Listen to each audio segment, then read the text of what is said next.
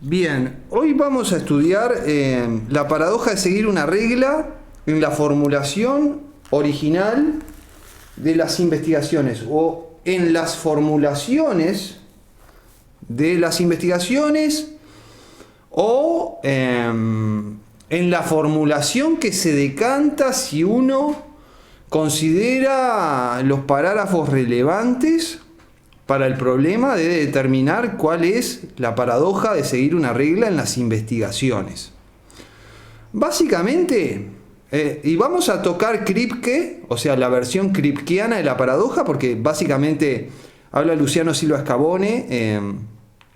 Básicamente pienso que la interpretación de Kripke de la paradoja de seguir una regla de Wittgenstein, solo de la paradoja, es correcta. Con respecto a si la solución que Kripke atribuye a Wittgenstein a la paradoja es correcta o no, no me interesa ese problema, pero el problema es si la paradoja que Kripke le atribuye a las investigaciones, a Wittgenstein en las investigaciones, es correcta. Esa sí me interesa y yo pienso que sí, que la paradoja que le atribuye Kripke a las investigaciones es esa que le atribuye, básicamente. Bien. Entonces, como decía, vamos a estudiar la paradoja de seguir una regla a través de las investigaciones. Vamos a tratar de decantar qué es la paradoja de seguir una regla en las investigaciones. Para esto son relevantes los parágrafos 201, para empezar, 206, 198, 185 y 139. Esto nos va a dar la fisonomía de la paradoja y distintos aspectos que están en juego en la paradoja. ¿Bien? 201, 206, 198, 185 y 139. Estos serían los lugares donde la paradoja en sí, ¿no? Asoma.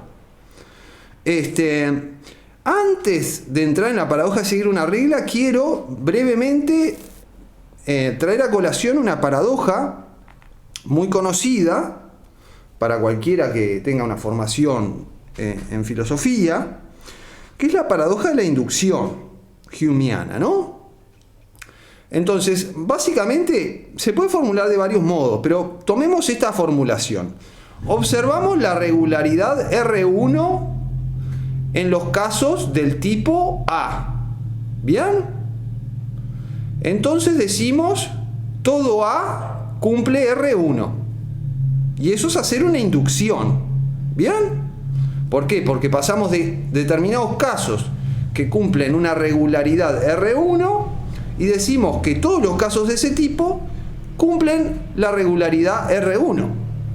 Eso lo solemos hacer, digamos, es un mecanismo, diría hasta el propio Hume, es un mecanismo casi que primitivo del pensamiento humano. Entonces, la paradoja de Hume, ¿cuál es? ¿Dónde aparece? Bueno, el punto es que los casos del tipo A que observamos cumplen R1, pero también cumplen R2. Cumplen la regularidad R2, que es distinta y alternativa a R1. Entonces, ¿por qué generalizamos R1 y no R2? ¿Bien? De nuevo, tenemos objetos de un tipo A, digamos. Cumplen una regularidad, un patrón R1. ¿Bien? Entonces, nosotros observamos ese patrón y en los hechos decimos todo A cumple R1. Pero ahí Hume, o los humeanos, da igual, dicen, bueno, pero los casos del tipo A también cumplen a la vez la regularidad R2, que es alternativa a R1. Entonces, ¿por qué generalizamos R1 en vez de R2? Si en última instancia tenemos la misma justificación para una generalización y para la otra. Y si rascamos un poco más, no podemos hacer ninguna generalización. Y ahí está el problema de la inducción, full blown, como se dice en inglés, ¿no? De cuerpo entero, o sea, porque si siempre que observamos una regularidad en casos de determinado tipo, hay regularidades alternativas que podemos generalizar con la misma justificación que la regularidad inicial, entonces parece que no podemos generalizar ninguna regularidad. Y ahí está el problema. Vamos a ver que este problema tiene relación con el problema de seguir una regla. Y lo voy a poner más o menos así, como para ya meternos en el tema. Después vamos a hacer el análisis de los parágrafos. Pero el punto es este. Hasta aquí hemos usado el signo más con la regularidad de que coincide con la función de adición. ¿Bien? Pero resulta que también hemos usado hasta ahora el signo más de una forma compatible con la función de coadición. Coadición es una función matemática idéntica a la adición, excepto en una serie de casos que no hemos visto. Entonces, sobre la base de lo que hemos hecho en el pasado, ¿cómo podemos decir que antes usamos el signo más de acuerdo a la regla de adición en vez de acuerdo a la regla de coadición? Porque, y aquí introduzco un término técnico, porque podemos hacer una interpretación cuasiforme de nuestro uso pasado de más. O sea, podemos hacer una interpretación de nuestro uso pasado de más de acuerdo a la regla de adición, o sea, de acuerdo a que estamos aplicando la regla de adición, pero también podemos hacer una interpretación de nuestro uso pasado de más cuasiforme, según la cual, en realidad, en nuestro uso pasado de más, estábamos aplicando la regla de coadición, que es una regla que en todo nuestro uso pasado converge con adición en las distintas aplicaciones de más que hicimos, pero a partir de determinado tipo de casos que todavía no conocíamos, la función matemática da otro tipo de valor a los argumentos que le demos. ¿Bien? Entonces, vemos que hay como un paralelismo entre la paradoja de Hume, ¿no? Tenemos los objetos de un tipo A, observamos una regularidad de R1, la generalizamos, pero el Humeano nos dice, bueno, pero también los objetos A presentan la regularidad de R2 alternativa. Entonces, ¿por qué no en vez generalizar R2? Y el punto es que, en definitiva, tendríamos igual justificación para cualquiera de las dos generalizaciones y entonces deberíamos no hacer ninguna. Bueno, en el caso de la paradoja de seguir una regla, en nuestro uso pasado usamos la palabra más de una forma tal que es compatible con la hipótesis de que aplicamos la regla de adición. Pero también es compatible con la hipótesis de que aplicamos la regla de coadición. Entonces, ¿por qué? O sea, ¿qué justificación tenemos para decir que antes usamos más la palabra más o el signo de acuerdo a adición en vez de a coadición? Si podemos hacer una interpretación cuasiforme de nuestro uso pasado de más. Entonces ahí vemos que mutatis mutandis, la paradoja de Hume y la paradoja de seguir una regla son lo mismo. Mutatis mutandis, ¿no? O sea, salvando las diferencias. Pero salvando las diferencias son lo mismo. Y eso es lo primero que quiero observar.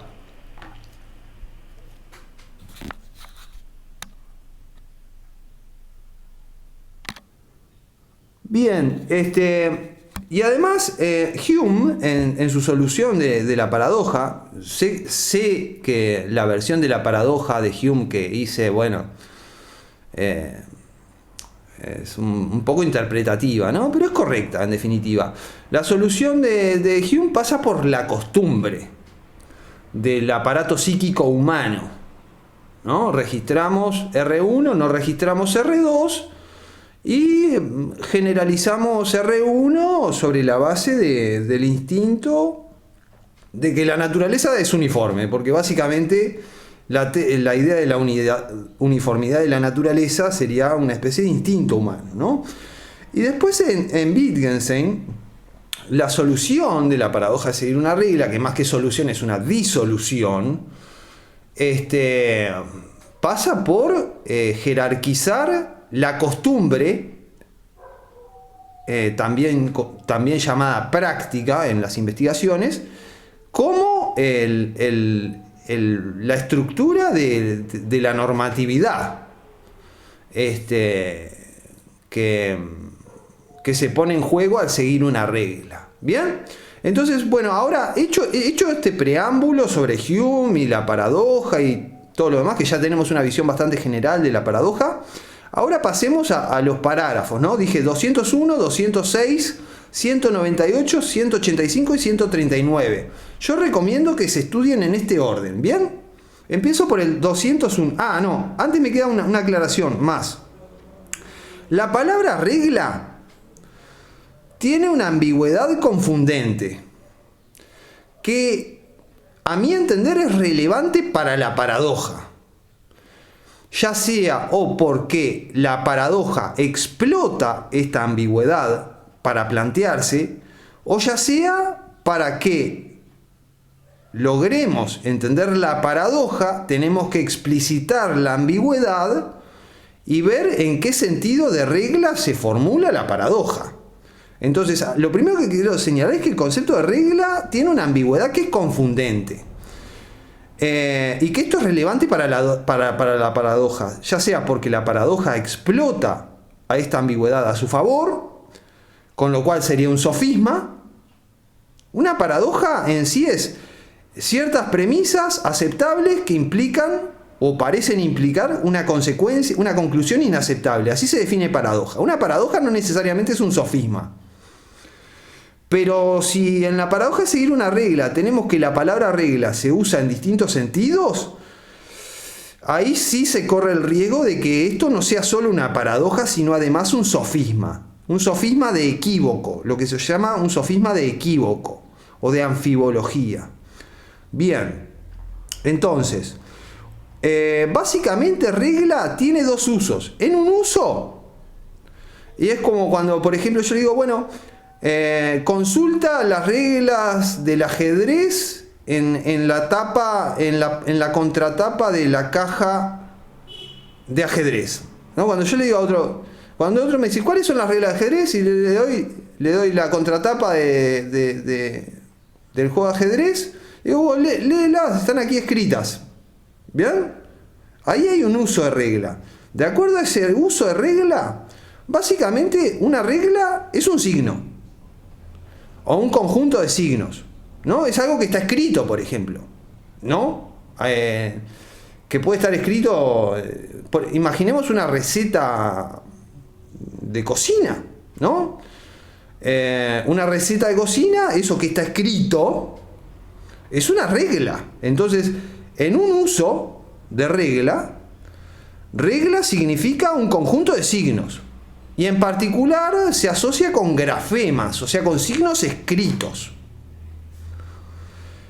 En un segundo uso, y sobre todo para la perspectiva de Wittgenstein en las investigaciones, regla, la palabra regla significa lo que expresa la regla cuando la entendemos como grafema. O sea, el significado de la receta de cocina, volviendo a nuestro ejemplo. O sea, de acuerdo a un uso de regla, una regla es lo que está escrito. Por ejemplo, la receta de cocina, eso que está escrito en el libro de cocina. Y de acuerdo a otro uso de regla, que es el que más le interesa a Wittgenstein, es lo que eso significa, que son básicamente instrucciones, ¿no? O sea, uno tiene una receta de cocina, ¿no? Entonces, a propósito de este ejemplo, aparecen los dos usos de regla que tenemos que distinguir. Por un lado, regla significa lo que está escrito, o sea, los grafemas, el conjunto de grafemas, el conjunto de signos, que puede ser interpretado así o asá, y eso es lo que la diferencia y caracteriza. Y después, La regla en el otro uso es las instrucciones que la receta de cocina nos da.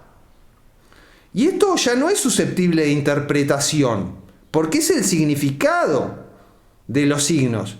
O sea, se puede interpretar signos, pero no se puede interpretar significados. La idea misma de interpretar significados es absurda.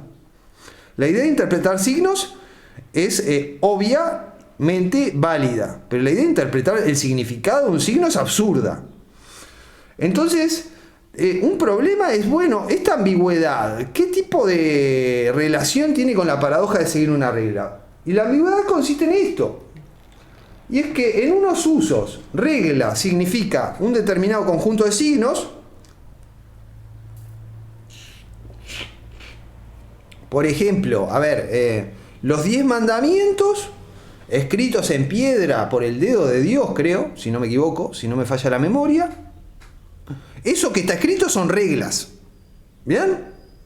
O sea, lo que está escrito y lo que puede ser interpretado. Y lo que puede significar esto o aquello. Y en otro uso, que hay que distinguir porque se mezclan, y se mezclan con facilidad. Volviendo al ejemplo de los 10 mandamientos, ¿no? Las reglas no son lo que está escrito, sino lo que significa lo que está escrito. O sea, las instrucciones que se nos dan por escrito. ¿Bien? Esto lo tenemos que considerar esta ambigüedad. Es una polisemia, en realidad. Pero como son sentidos conectados, el sentido de regla como grafema o como signo, y el sentido de regla como instrucción expresada con el signo, como tenemos dos sentidos y tenemos polisemia, pero esos sentidos están vinculados, entonces tenemos que distinguirlos y tener cuidado con eso. Bien, ahora vamos a empezar con el parágrafo 201. El parágrafo 201 empieza así. Nuestra paradoja era esta.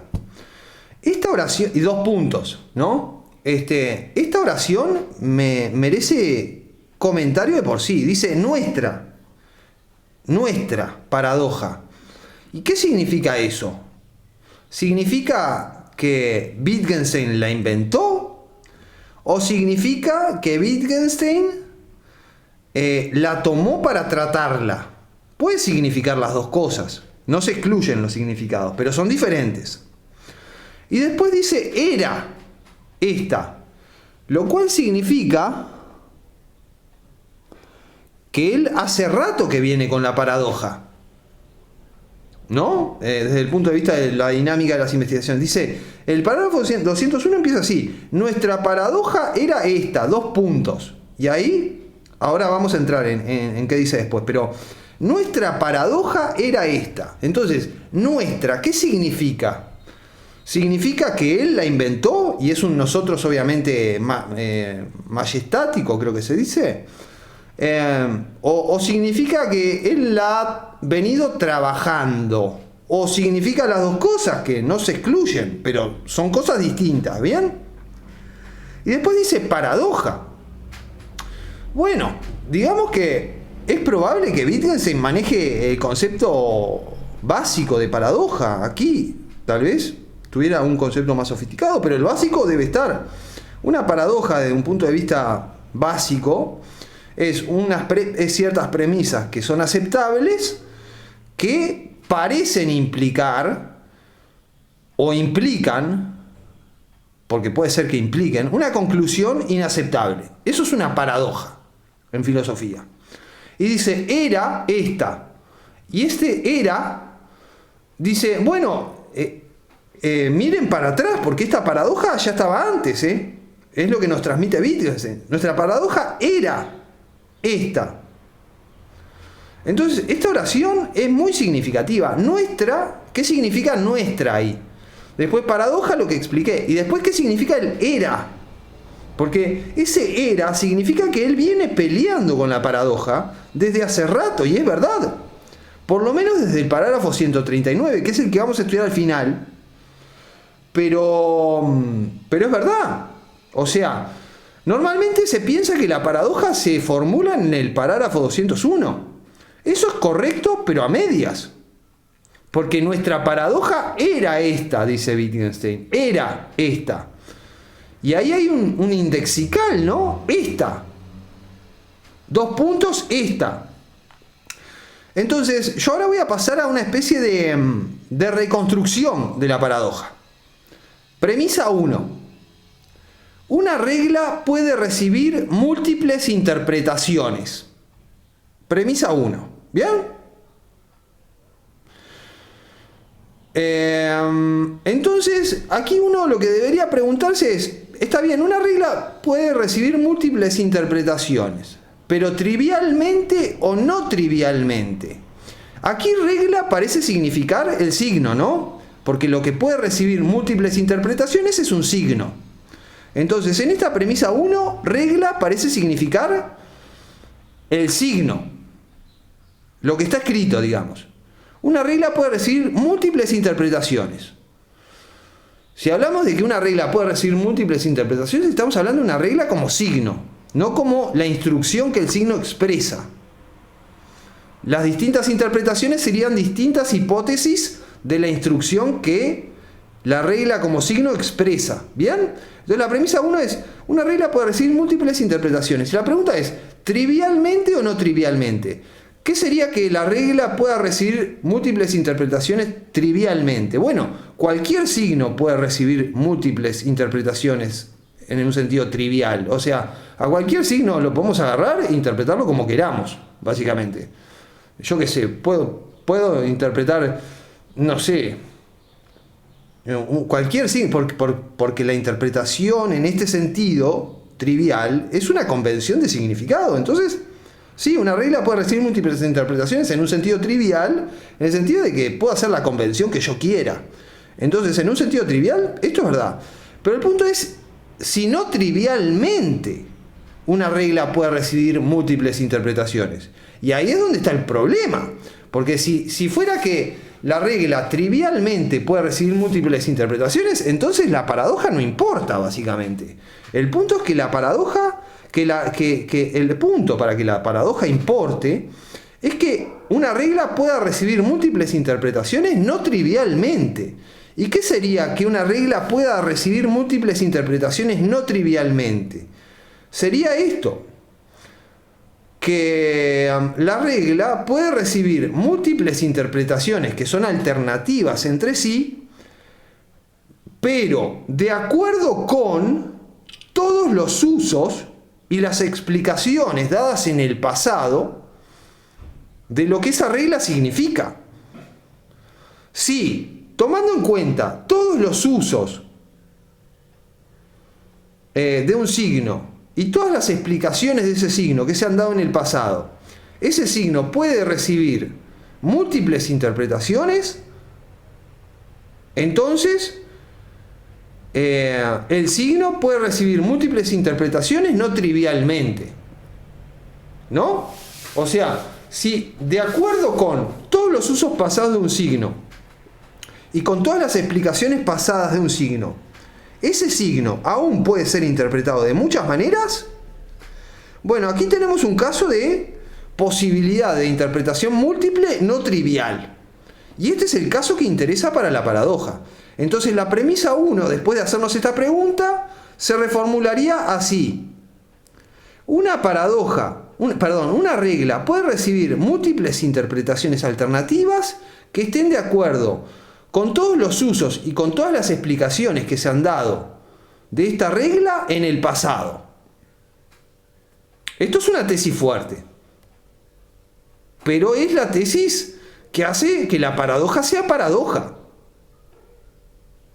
¿Bien? Entonces la premisa 1 sería, después de hacernos esta pregunta que nos hicimos, trivialmente o no trivialmente, sería: una regla puede recibir múltiples interpretaciones alternativas que estén todas de acuerdo con todos los usos y todas las explicaciones dadas en el pasado del signo correspondiente. ¿Bien? Y además podríamos agregar con todos los estados mentales que hubo en el uso de este signo. Wittgenstein va a estar de acuerdo con esto, con esto último. Esa es la premisa 1. ¿Bien? Entonces tenemos que una regla puede recibir múltiples interpretaciones y en realidad infinitas interpretaciones. Porque las reglas tienen una aplicación potencial infinita. Real siempre finita, pero potencial siempre infinita. Por lo menos cuando hablamos de reglas interesantes. Entonces la premisa 2 es, mediante alguna interpretación de la regla, cualquier curso de acción, o sea, cualquier cosa que hagamos, puede hacerse concordar con la regla. Entonces, tenemos que vamos a aplicar una regla. Vamos a aplicar una regla, ¿no? Supongamos la regla del signo más, que es el ejemplo de Kripke. Entonces, Wittgenstein nos dice, bueno, no trivialmente, el signo más puede recibir múltiples interpretaciones. O sea, si consideramos todos los usos pasados de más y todas las explicaciones que se han dado en el pasado del signo más y de lo que significa, puede recibir múltiples interpretaciones. Entonces, cuando vamos a aplicar más a un signo nuevo, a un caso nuevo, por ejemplo, una suma que nunca hicimos, digamos, Kripke pone el ejemplo de 57 más 68, si no me equivoco. Cualquier curso de acción, o sea, cualquier cosa que hagamos, pongamos por caso, supongamos que 52 más 68 es una cuenta que nunca hice, y bueno, y si respondo 130, de acuerdo a una interpretación de más, que es posible, eso es correcto. Y si pongo 150, de acuerdo a otra interpretación de más, eso también es correcto. Entonces, mediante alguna interpretación de la regla, cualquier curso de acción puede hacerse concordar con la regla. Y es interesante puede hacerse concordar con. Porque ¿cuál es el punto? Es que como la regla puede ser interpretada de muchas maneras, entonces podemos darle una forma a la regla, darle una interpretación a la regla, según la cual, sea lo que sea que hagamos, esté de acuerdo con la regla. ¿Bien? Bueno, entonces la premisa 2 decía, mediante alguna interpretación de la regla, y acá vemos de nuevo la regla como signo, ¿no? Porque solo un signo puede ser interpretado, un significado no. Bueno, mediante alguna interpretación de la regla, todo o cualquier curso de acción puede hacerse concordar con la regla. Entonces, tenemos la regla. No trivialmente, o sea, de acuerdo con todos los usos pasados de más, y de acuerdo con todas las explicaciones pasadas de más, nosotros podemos interpretar más de distintas formas. Y podemos hacer una interpretación cuasiforme, diría Kripke. Entonces, si tenemos un problema nuevo, por ejemplo, 58 más 62, pongámosle, que nunca lo hayamos hecho en el pasado, ¿no? Nunca hayamos resuelto eso en el pasado. Y queremos actuar ahora queremos seguir ahora la misma regla que seguimos en el pasado, tenemos que resolver, bueno, ¿bajo qué interpretación aplicamos más en el pasado? Y resulta que, por la premisa 1, hay varias posibilidades. Porque hay varias hipótesis que son compatibles con toda la evidencia pasada, con todos los usos pasados, con todos los estados mentales pasados, con todas las explicaciones pasadas, etc. Entonces, frente a una situación donde tenemos que aplicar más de nuevo, tenemos el problema de, bueno, ¿qué interpretación tenía más en el pasado para nosotros? Y resulta que nuestro uso pasado de más puede recibir múltiples interpretaciones no trivialmente. Entonces, mediante alguna interpretación de la regla, y aquí la regla es el signo, cualquier curso de acción puede hacerse concordar con la regla. Es compatible con la regla. O sea, yo tengo que sumar 52 más 68, Si yo escribo 130 mediante una interpretación posible, no trivial, eso puede ser correcto. Si escribo 150 mediante una interpretación posible, no trivial, eso también es correcto. Y así con cualquier curso de acción. ¿Bien? Entonces la conclusión de Wittgenstein es: la regla no puede determinar ningún curso de acción. Y una pregunta es: ¿la regla aquí significa el signo o la instrucción que el signo expresa? Y en función de cuál sea la respuesta a esa pregunta, ¿tenemos un sofisma o no? Pero en definitiva, un punto importante es que Kripke, la versión de Kripke es correcta, ¿eh? La interpretación de Kripke de la paradoja de seguir una regla de las investigaciones es correcta. O sea, hemos usado el signo más en el pasado, así y asá. Ahora, nuestro uso pasado de más y todas las explicaciones y hasta todos nuestros estados mentales involucrados son compatibles con múltiples interpretaciones de más. Y entonces, el signo más puede recibir múltiples interpretaciones no trivialmente. Ahora bien, tenemos múltiples interpretaciones posibles no triviales. Y dado un problema nuevo, cualquier curso de acción que hagamos puede hacerse concordar con la regla según alguna interpretación que elijamos. Y entonces, dice Wittgenstein, de eso resulta que la regla no puede determinar ningún curso de acción. No hay ningún curso de acción que la regla sea lo que indique como lo correcto. Y aquí vemos un aspecto importante de la regla. La regla es una función. A la regla le damos un argumento y nos da un valor. Ese valor es lo que tenemos que hacer. Entonces, dice Wittgenstein, en función de las premisas anteriores, resulta que la regla no puede determinar ningún curso de acción. Y eso significa que no aplicamos reglas.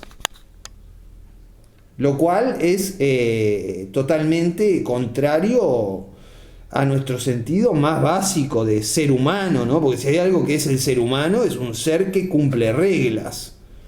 Entonces vemos que esta paradoja cala hondo. Y quiero observar que la paradoja afecta al seguir una regla en general, no solo al seguir una regla en el uso del lenguaje. Porque para Wittgenstein, claro, el uso del lenguaje involucra aplicar reglas, porque las reglas son el significado. Pero la paradoja de seguir una regla va mucho más allá, significa que nunca en nada seguimos reglas. Y esto es totalmente contraintuitivo.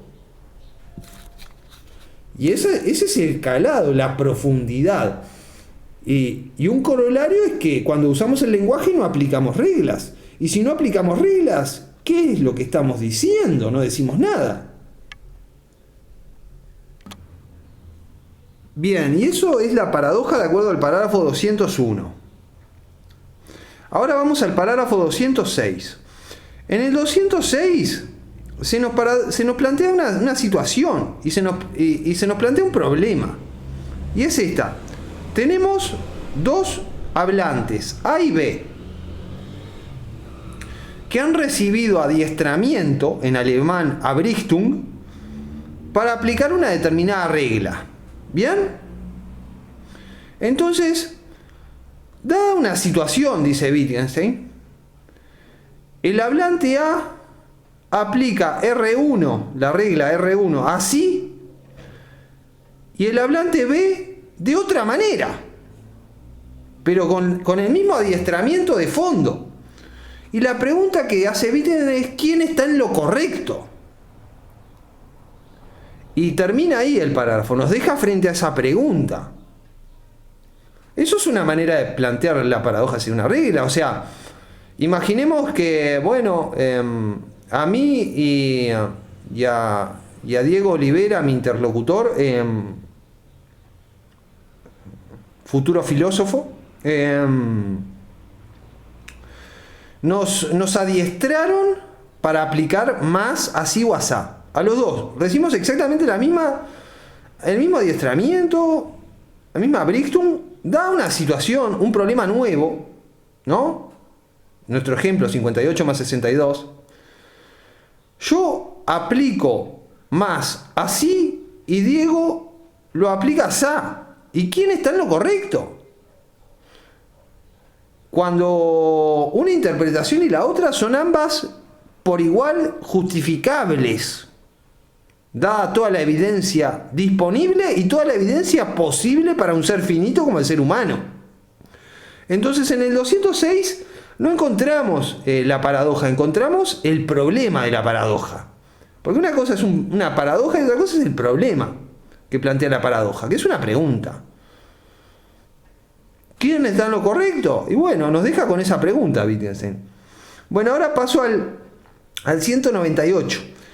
Wittgenstein, a través de un interlocutor imaginario, dice: la regla, porque Wittgenstein en las investigaciones utiliza el diálogo como método de reflexión. Y en esto vemos una influencia platónica. El diálogo es muy importante en las investigaciones. Las investigaciones es un diálogo. Tiene que ver con que las investigaciones es terapia, ¿no? Y para ser más precisos, es autoterapia. O sea, Wittgenstein se hace terapia a sí mismo, ¿no? Pero en ese hacerse terapia a sí mismo, Wittgenstein se desdobla en dos personas. En él mismo como el paciente y en él mismo como el terapeuta. Lo cual, ese desdoblamiento no tiene nada de extraño, ¿no? Freud lo hizo también. Freud, o sea, creo, si no me equivoco, ¿no? Freud hizo ese desdoblamiento. Se aplicó el psicoanálisis a sí mismo. Y bueno, está. En las investigaciones tenemos eso. Tenemos el diálogo, y acá hay una influencia platónica, no voy a entrar en eso, pero es clara. Y eso está vinculado con que es un ejercicio de terapia, y en la terapia el diálogo es fundamental. Por eso Baker, por ejemplo, Gordon Baker, hace un paralelismo muy grande entre el método wittgensteiniano y el psicoanálisis. Entonces, ya lo habíamos visto esto, pero en las investigaciones hay mucho diálogo. Entonces, el parágrafo 198 empieza con un interlocutor imaginario, que en realidad es el propio Wittgenstein, peleando con sus propios demonios, ¿no? Porque fíjense que Wittgenstein en el 108, en el parágrafo 108 de las investigaciones, dice que la filosofía es una lucha contra el embrujo de nuestro entendimiento por medio de los recursos de nuestro lenguaje. Entonces, ahí hay claramente una alusión a hacerse un exorcismo a sí mismo, ¿no? La filosofía como un exorcizarse, como un sacarse los demonios.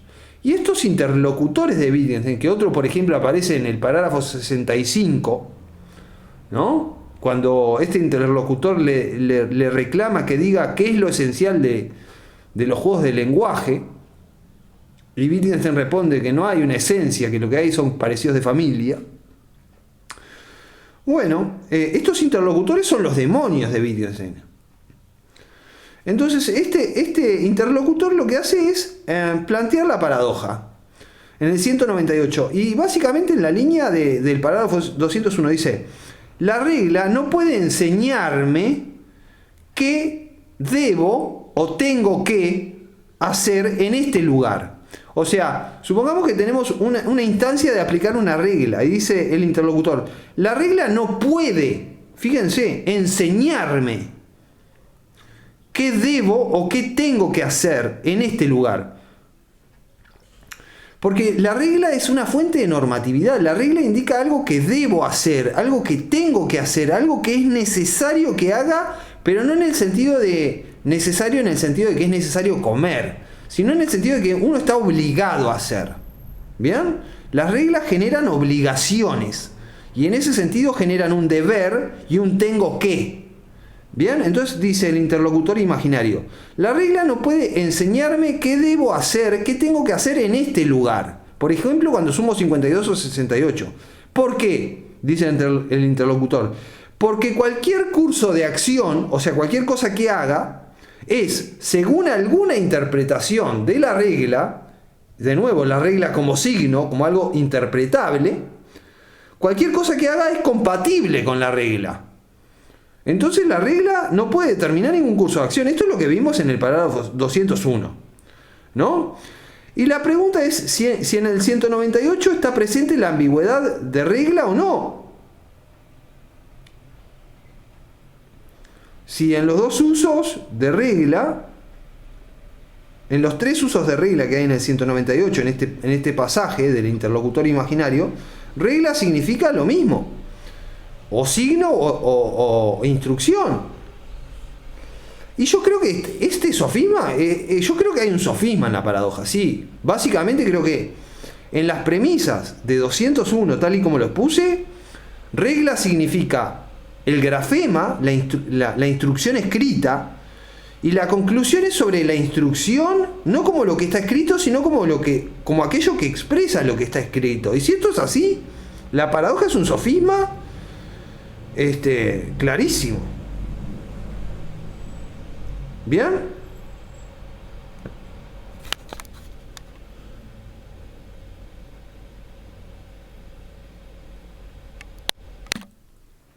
Bien, ahora pasamos al parágrafo 185.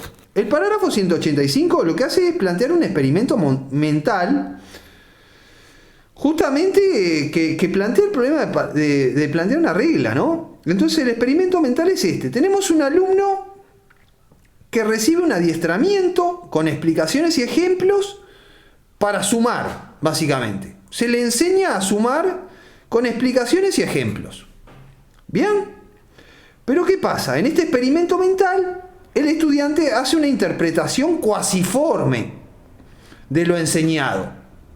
En el sentido de que se le plantea una nueva instancia de aplicación de la palabra más, o sea, una nueva instancia de sumar, y en vez de sumar, lo que hace es cuasumar, digamos. Entonces esto muestra la posibilidad de que todas las explicaciones pasadas y todos los ejemplos pasados que recibió el estudiante en su adiestramiento son susceptibles de una interpretación cuasiforme en el sentido de Kripke, y entonces se plantea la paradoja de seguir una regla. El parágrafo 185 es un experimento mental que apunta a eso, a mostrar la posibilidad de la interpretación cuasiforme de los signos, de las reglas. Y después tenemos el parágrafo 139, donde se nos plantea la idea de la regla como entidad mental. Porque el candidato al significado de una regla es en general una entidad mental. O puede ser un sentido freudiano, porque no es relevante que esté adentro de la mente o afuera de la mente. La cuestión es que es algo que la mente piensa. ¿Bien? Entonces, dice Wittgenstein, bueno, escuchamos la palabra cubo y nos viene a la mente la imagen de un cubo. Y esa imagen es la regla para aplicar cubo. ¿Y cómo se aplica cubo, la palabra cubo de acuerdo a la regla? Bueno, lo que se parece a la imagen, le aplicamos la palabra cubo. ¿Bien? Entonces así es como la imagen mental da la regla para aplicar cubo. El punto, dice Wittgenstein, es que hay distintos métodos de proyección del cubo mental que autorizarían que apliquemos la palabra cubo no a cubos, sino a otro tipo de figuras. Métodos de proyección, o sea, métodos geométricos. ¿Y a qué va esto? Va a lo siguiente, a que una regla, aunque sea mental, puede ser interpretada sobre la base de distintas reglas alternativas. Y si esto es así, refugiarse en lo mental para resolver la paradoja de seguir una regla no funciona. ¿Por qué? Porque se replantea el problema, porque la regla mental se puede interpretar de acuerdo a distintas reglas alternativas, y ahí tenemos lo que se conoce como el problema de interpretar reglas mediante reglas, lo cual es básicamente el replanteo de la paradoja, porque se plantea el problema, bueno, ¿cuál es la regla de aplicar la palabra cubo? La primera respuesta que uno diría, bueno, la imagen mental de cubo.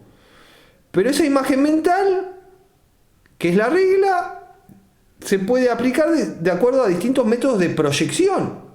Entonces, de acuerdo a un método de proyección, aplicamos cubo a círculos, de acuerdo a otro a cubos, de acuerdo a otro método de proyección, ¿no? De acuerdo a otras reglas para interpretar la regla inicial, tenemos resultados distintos. Y bueno, y este parágrafo me parece interesante, primero porque elimina el refugio en lo mental.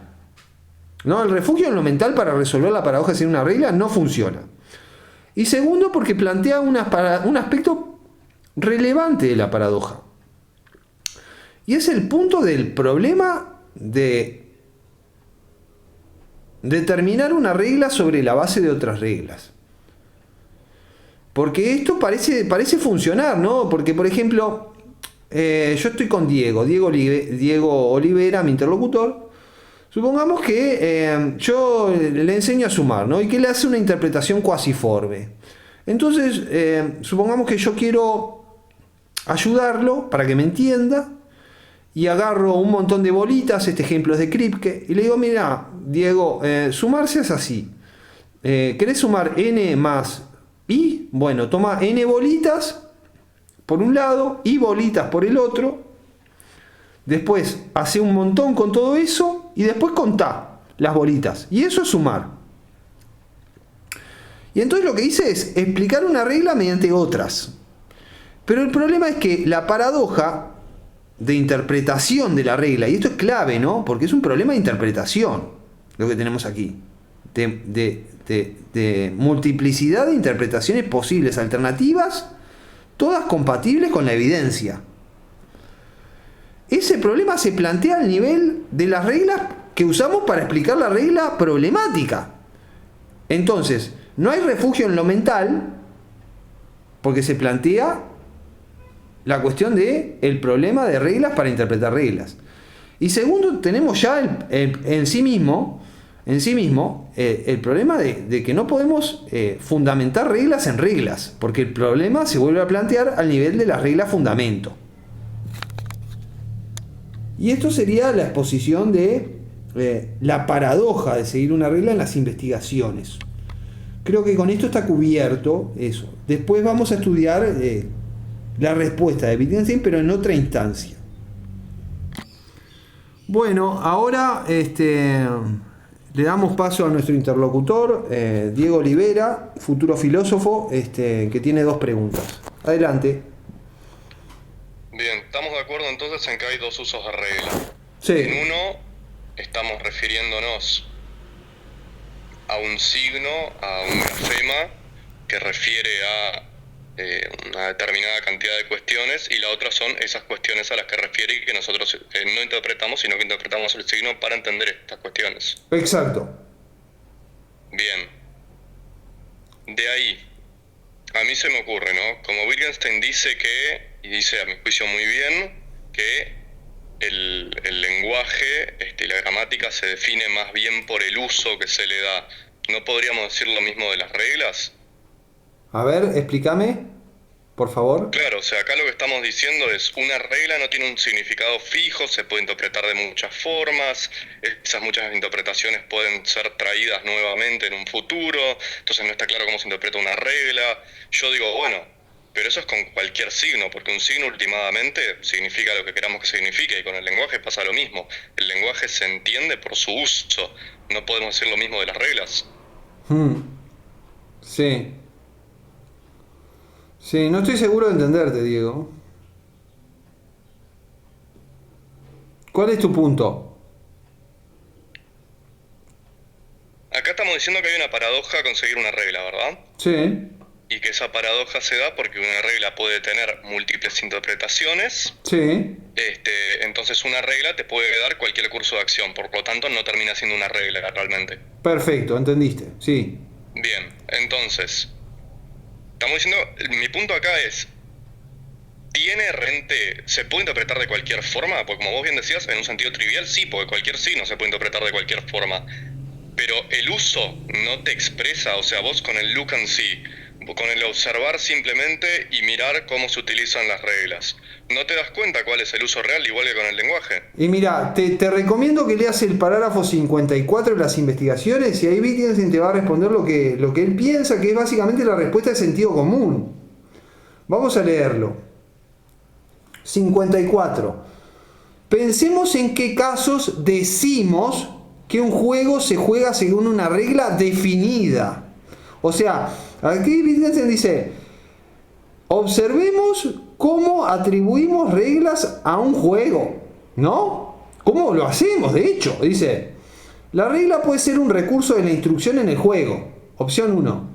Se le comunica al aprendiz y se le da su aplicación. O es una herramienta del juego mismo. O una regla no encuentra aplicación en la instrucción ni en el juego mismo, ni es establecida en un catálogo. Se aprende el juego observando cómo juegan otros. Pero decimos que se juega según tales y cuales reglas porque un espectador puede extraer estas reglas de la práctica del juego como una ley natural que sigue el desarrollo del juego. Pero ¿cómo distingue este espectador entre un error y un desarrollo correcto?